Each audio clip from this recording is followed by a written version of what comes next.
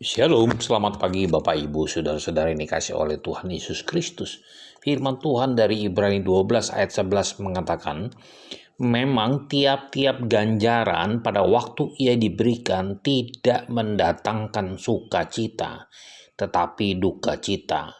Tetapi kemudian ia menghasilkan buah kebenaran yang memberikan damai kepada mereka yang dilatih olehnya. Saudara yang dikasih oleh Tuhan Yesus Kristus, jangan pernah kita menganggap enteng atau sepele ketika kita dihadapkan pada masalah atau penderitaan, saudara. Dan jangan pula pernah menganggap enteng bahwa hal itu sebagai hal yang kebetulan saja. Semua itu adalah rencana Tuhan untuk mendatangkan kebaikan bagi kita yang mengasihi Dia. Semua itu bukanlah satu peristiwa atau kejadian yang tanpa sebab musabab, saudara. Kita harus memiliki kepekaan rohani terhadap masalah-masalah itu, bahwa hal-hal itu semua sudah diatur oleh Tuhan setiap hari bagi kita demi kebaikan kita juga, saudara. Ini adalah cara daripada Kristus untuk mendidik kita agar kita tidak tersesat jalan dan beroleh hidup yang kekal. Sebagai Bapa yang baik, Tuhan tidak ingin jiwa kita binasa oleh ketidaktaatan kita terhadap perintah-perintahnya. Seperti yang dikatakan di dalam Ibrani 12 ayat ke-9, dari ayah kita yang sebenarnya kita beroleh ganjaran dan mereka kita hormati. Kalau demikian, bukankah kita harus lebih taat kepada Bapa segala roh supaya kita boleh hidup? Saudara yang dikasih oleh Tuhan Yesus Kristus, dengan berbagai macam masalah atau dengan berbagai macam penderitaan yang kita alami, Bapa di sorga itu mendidik kita agar kita dapat hidup dengan iman yang benar-benar tertuju kepada Kristus.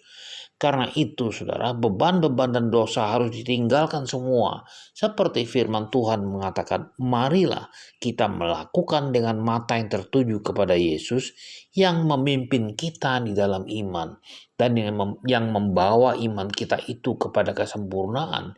Yang dengan mengabaikan kehinaan, tekun memikul salib ganti sukacita yang disediakan bagi Kristus yang sekarang duduk di sebelah kanan tahta Allah Bapa di sorga.